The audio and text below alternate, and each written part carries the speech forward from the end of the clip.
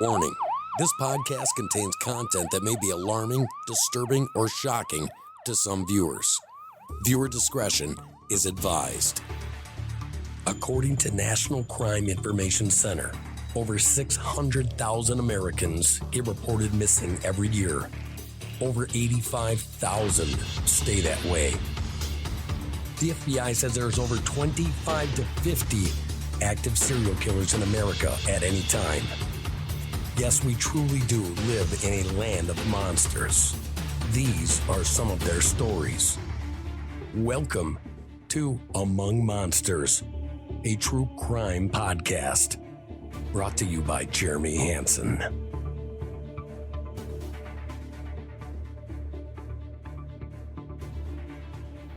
Hello and welcome to Among Monsters, show number 3.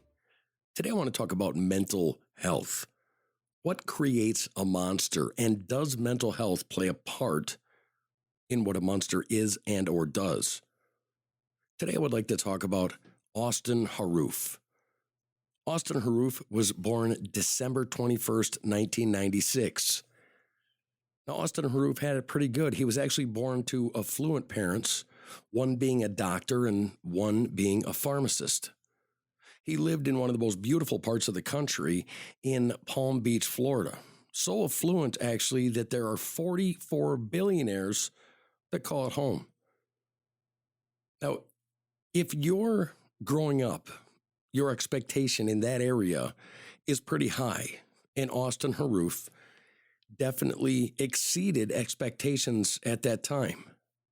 The only real problem that he had is at age 13, his mother and his father divorced, and they got to stay in the home that they were living in with their mother, and their father bought another home actually very close to them. So it didn't disrupt their lives in some cases that we see around the country.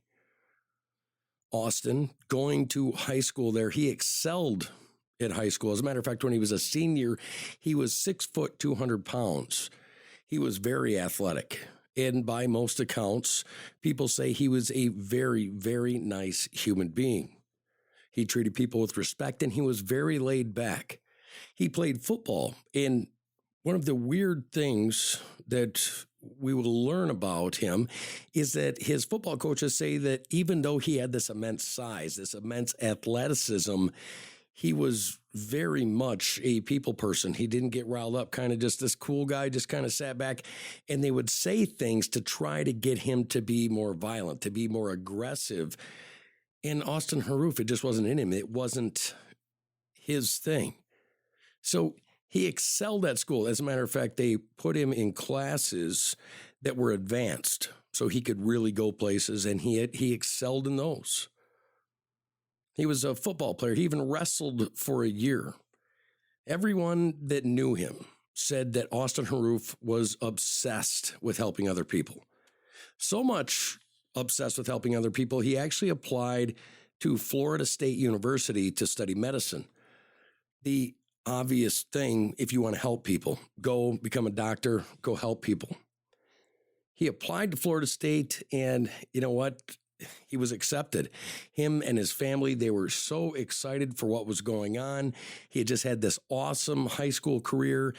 Everything was going in the right direction for him. He was expected into Florida State's 4-year pre-med program, that is a big deal for anybody, and it's quite an accomplishment. He went his senior year. He had a wonderful summer, and then they went to Tallahassee. His whole family drove him up there. They checked out the campus, and it seemed like an environment that Austin would be able to flourish in. Well, they were right, because he did flourish. He made friends. He started getting good, or I should say great grades right away. He got excellent grades. He had friends. He actually even had a really good girlfriend. He made numerous contacts, numerous friends. He actually got into fitness. He got into bodybuilding. And in his bodybuilding on his TikTok and his YouTube, he actually developed quite a following. People really liked this kid. However, what people didn't know was in his personal journal during the first year, he was writing about how his peers wouldn't accept him, which was very strange because he had made many friends. He had a girlfriend. He was very, very critical of his own ability to fit in, and he had this longing for everybody to like him. During this time, he started trying alcohol. He started trying mushrooms, and he started trying marijuana. Light drugs, things that you would actually expect a college student to do. During this time, his friends started noticing a mental decline, just odd and weird things that he would do and say. On one particular day, he was talking to his friend and he said, I'm half dog. I'm immortal. And he's on the phone with his friend, and this friend kind of freaks out and he's like, hey, let's get together. Let's go to the beach today. They're just coming back off of their year in college. They're back in his hometown. They're just like, hey, let's get this. There's something going on here. And he agrees. He agrees to come down, and they're going to go to the beach. So they go pick him up, and they're going out, and they're going to hang out with his friends and his sister. And he agreed to meet up with them. He told them, hey, I'm going to go change first. It's just, his friend's thinking, okay, well, it's a very hot day. Maybe he's got something on that he shouldn't. So he goes and picks him up, and he says, hey, he's got shorts on. He's got a short sleeve shirt on. What do you got to stop and get changed for? Well, I just want to change. No big deal. I'll meet you down at the beach. So his friend goes down to the beach. He meets up with his sister and his other friends. He drops him off at his mother's. He goes in, he changes, and he meets him at the beach. And he shows up, and he's got like a sweatshirt. And then over the top of that, he's got a jersey. He's really, really dressing for, 40, 50-degree weather. And here they are in 90-degree weather. And his friends start making fun of him, kind of poking fun at him because it's an extremely hot day. He got dropped off to change, and they figured, maybe swim trunks. Maybe that's what he wanted. But no, he shows up. He's got all these long, heavy garments on. They start making fun of him. And completely out of character for him, he snaps and he says, if any effing one of you make fun of me anymore, I will kill you.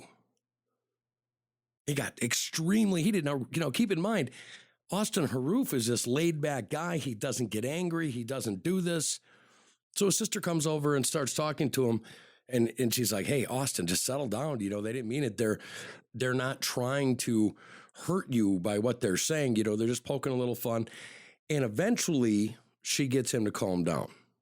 And he's not extremely pissed off anymore. He's normal, and he starts having a normal conversation with his sister. And all of a sudden he looks at his sister and says, I'm half horse and I'm actually immortal. And his sister's freaking out. She's like, what'd you say? What's going on? My friends have told you that you have some problems going on right now. Maybe you need to go see a psychologist. And he's sitting there and he's having this conversation, and he agrees with his sister. He says, hey, you know what? I have been having some mental health issues lately. You're right. I need to do this. I'm not half horse. I'm not immortal. Whatever. And he snaps back out of whatever he was in. And they go on, and the friends and them, they play on the beach. They throw the Frisbee. They go into the water. They do their thing for 3 hours. 3 hours. No problems. Now, keep in mind, he's had a phone conversation this morning that scared his friend enough that his friend went and picked him up. He shows up with this wildly out of touch shirt and pants and stuff for what they were doing. He gets into a argument with his friends where he literally threatens to kill them. He then gets calmed down from that. Then he tells his sister, hey, I'm half horse and I'm immortal. It's not going good that day. So they go later that afternoon, and Austin's best friend and his sister are going with him to meet their father at a restaurant that's not too far from the beach. Okay, they're all going to meet up there. They're going to go have dinner. It was called Duffy's Restaurant. That they're going there. They're meeting their dad and their dad's new girlfriend, and they're just going to go have a family supper. So they go, and they go in. They sit down, before they sit down, they're walking down the sidewalk, and Austin looks at his sister and he says, I need to test out my immortality. And he starts, this is West Palm Beach, Florida. There's traffic everywhere. He starts walking out in the middle of oncoming traffic, and his sister grabs him, and she jumps on the side of him, and she's pushing him up and begging with Austin, please get back on the sidewalk. And just like that, he snaps back out of it, and he goes back, and he's like, man, sorry, kind of grabs his head and says, I don't know what's getting into me. And they walk into the restaurant, and they sit down, and he's literally sitting there. This is on CCTV cameras. He's literally sitting there for 3 minutes. He gets up, and he pretends like he's going to the bathroom, doesn't say nothing to anybody, and he gets up, and he goes outside. He acts like he's going to the bathroom, and then just poof, right outside. He's gone for a few minutes outside. Then he comes back in like nothing happened. He sits down and then starts enjoying his family and the night they're having like nothing in the world happened, like nothing is getting weird. He sits there for another 3 minutes, and he gets up, and he doesn't even pretend to go to the bathroom this time. He goes straight out of the restaurant, and he's just gone. They're like, well, that's kind of weird. Where did he go? He just walks straight out of the restaurant, and nobody hears nothing more. Now, his mother lives about 2 blocks away from where Duffy's restaurant is. His mom is coming home, and his mom comes in the house to find Austin drinking vegetable oil and had other food spread out all across the counter. Almost like a wild animal had opened stuff and threw it across the counter. And here Austin was in there. And his mother yelled at him, and she said, stop, what are you doing? And Austin looks at her and snaps out of it, and he's, I'm sorry, Mom. Hey, I'm sorry. There's Parmesan cheese everywhere in the kitchen. There's vegetable oil spilled all over. She's like, I don't know what I'm going to do with you. I got to take you to your father's. Son, go upstairs, get changed. So Austin goes upstairs. He puts on a new outfit, looks normal, blue shirt, backwards cap, all American boy, just like normal. His mom grabs him, and they go in her car, and he takes them back down to Duffy's restaurant. He goes in, he sits down, and they're there for 1 to 2 minutes. And the mother obviously had called the father and said, we don't know what's going on here. We don't know how to handle this here. Dad, you're going to have to figure this out. So Dad looks at Austin, and he says, what am I supposed to do with you? And Austin, in a rage, stands up. He grabs his dad by the throat, and he slams his dad up against the restaurant wall, while his sister and his friend and his dad's girlfriend are pleading with him, hey, please let him go, let him go. By this time, everybody knows that he's kind of having a mental breakdown or there's something going on. He drops his father, and he just goes outside. That's it. It was such a violent, horrific event that the father's girlfriend actually called the police and said, there's something going on with Austin. There's something going on. He is just completely unhinged. So they grab him. His friend goes out to try to find him, and his friend comes back in literally a minute after he walks out the door, maybe even 30 seconds. Can't find him. Don't know where he is. His friend comes back in and says, hey, family, I couldn't find him. Don't know what it is. Dad's girlfriend calls the cops. They're on the lookout for Austin Harrouff. Now, at this point, everybody knows that there's something going on. They're praying that they can find him. At this same time, about 4 miles away from Duffy's restaurant, 53-year-old Michelle Mishkan was sitting in her garage watching TV. Something that she and her husband regularly did. Keep in mind, this is Florida. Their garage was kind of turned into an entertainment area for their friends and family. They'd leave their garage door. They had a TV out there. They had a little mini bar set up out there, couches, living the life of luxury, sitting there, living this great life after both of these people had retired. Now, normally, Michelle would be joined by her husband, John Stevens. Well, John had taken his dog for a walk. So today was not like a normal day. He didn't usually take him at that time. But Michelle and John actually had a friend across the street also that, they would interact with. If they went somewhere, they would have him come over. His name was Jeff Fisher.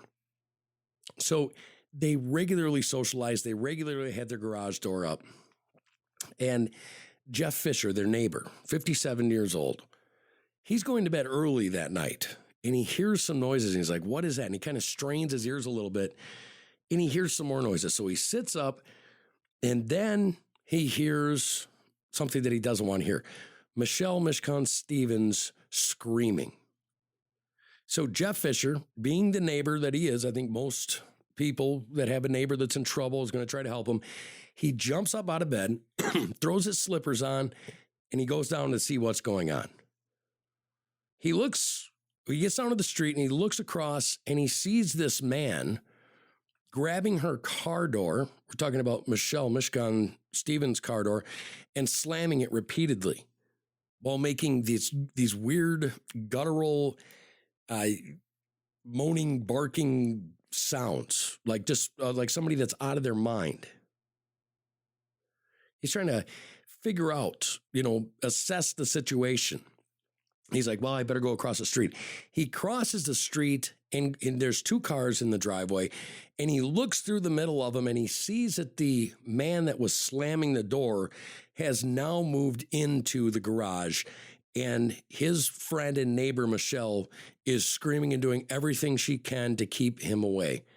He starts walking faster, and he watches this man, which is Austin Harrouff, pick this 53-year-old woman up and slam her to the ground. That's what he sees. So he starts running up the driveway. He gets up there and he sees this 6-foot, 200-pound man sitting on top of the 53-year-old Michelle Mishkan Stevens, pummeling her.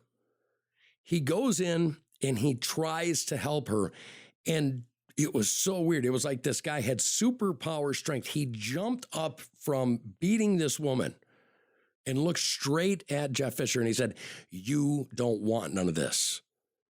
And Jeff Fisher's like, I got to do something. He's going to kill Michelle if I don't get into the middle of this. So Jeff walks up and he grabs Austin, and there's a little bit of scuffle, and he feels something like a punch to the side of the head. And he grabs this guy, which we later find out was Austin Harrouff, and he grabs him, throws him up in the air, and slams him on the concrete on his head. Now, keep in mind, he's looking at his friend on the ground over here. She's unconscious. She's already been beat. He's looking at this guy that, hey, this is a big, tough guy. There's something going on here with this guy. And then he feels this aching pain in his head, and he puts his hand up to his neck in the back of his head, and there's blood everywhere on his hand. Blood everywhere. He starts feeling around. His head's got blood coming out of it. His neck has blood coming out of it. His shoulder has, and back has blood coming out of it. And in horror, he's watching Austin Harrouff, after being thrown on his head on a concrete floor, standing up, and he notices that there is a knife in his hand. So Jeff Fisher, he evaluates the situation. He says, maybe I can get him to chase me. Maybe I can get him away from her, because if he gets back on top of her, she's going to die. So he goes into their house and runs around their house, coming out the front, and then runs to his house, because this time he's losing a lot of blood. He gets into his house. He locks the door behind him. He calls 911 immediately. And he tells them, listen, my friend's just been attacked. We don't know why. We don't know what's going on. She's laying there unconscious. I'm bleeding profusely. We need cops here immediately. And he sits there and he waits. What else can he do? He's terrified. Michelle was screaming. She was terrified. It was a couple minutes, maybe 3 minutes. Police show up, okay? Two of them, one car, second car. Officer 1, Officer 2. They get out of their cars. They start coming up. Officer 1 was about 15 steps in front of the other one. They go up in the middle of the two cars. It was a female officer that responded first, and the male officer was coming up behind her, and he comes around the side of the car, and he sees the woman officer with her gun pointed down in front of the car. Now, he can't see what's going on. He has no idea what's going on. All he knows is it must be bad enough that my fellow officer is pointing a gun at whatever's happening in front of this car. So the other officer runs up on the side of her, and he looks down, and he sees this man on top of another man, and he's like kind of his arm over him. He's pulling him in, and it shows that his face is like pushed right up next to the other guy, almost like he's making out with the side of this guy's face. But there's blood everywhere. And he sits there and he notices there's something going on here. So he runs backwards, he runs around the other side of the car, and he comes up and he sees, hey, my fellow officer can't make the shot because otherwise it's going to hit the victim. And he looks down, and Mr. Stevens, John Stevens, is on the ground, and he looks up at him, and he's mouthing, please help me, with every bit of muster that he had left in his body. And the cop looks down, and there's chunks of flesh everywhere on the ground. They don't know why, they don't know where, and this guy is still looking like he's got this side of his face that he's making out with. And he goes down and he looks, he does this analysis on the situation. And the cop, in extreme horror, discovers that the guy is biting and tearing flesh from his face. He's swallowing some of it, he's spitting some of it out, and he had got it in his neck, and he had gotten his face. And this human being is on top of him, and he's making guttural sounds like a dog. And it's just these nasty things, like if wolves were all to jump in on an animal and start making these noises, that's what's happening. John Stevens was still alive at that point. So the cops, they're trying to figure out what to do. The cop number 2 grabs his taser. He sticks it right on the back of Austin Harrouff. He tases and nothing happens. It doesn't affect him in the slightest way. Like nothing at all happened. They're trying to figure out what to do. They can't shoot him. About this time, a canine unit shows up. And the cop's like, release the dog, release the dog. The canine comes running up, and he does exactly what he's supposed to. He grabs the arm of the perpetrator, which is Austin Harrouff, and he pulls the arm back away from the victim. So Austin Harrouff is sitting there biting the face and eating the flesh of John Stevens while the dog is pulling his arm back. And in one swift move, Austin Harrouff pulls his arm forward, ripping the muscle and tearing the skin on his own arm, and goes back to putting his arm over the body of John Stevens like he's covering his meal. The canine goes back and grabs his arm again and pulls it back. This happened 3 times, ladies and gentlemen. On the 3rd time, the officer says, I need to do something here. And the canine pulls the arm back, and it opens up the face of Austin Harrouff just enough that he kicks him in the face. It knocks Austin down, slightly confuses him and dazes him for a second. And he jumps back up, and he jumps right back on John Stevens. And this is getting serious. This guy's dying. The blood loss that he's got, there's a pool of blood around the vehicle. Nothing is affecting this guy, nothing. His arm has been mangled from how many times he ripped his arm out of the dog's mouth. They put a gun to his head. He hasn't stopped. They've tased him. He hasn't stopped. It's almost like he has this killer instinct about him. Not like a human, but like an animal.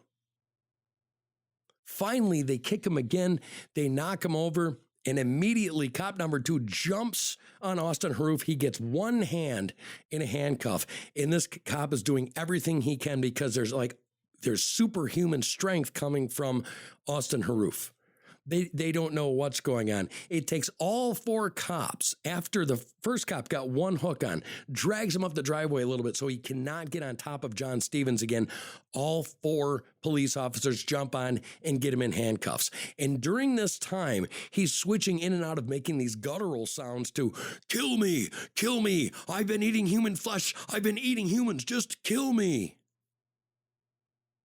The cops come back and they go to the victims, and they go to Michelle Mishkan Stevens and find out she is deceased.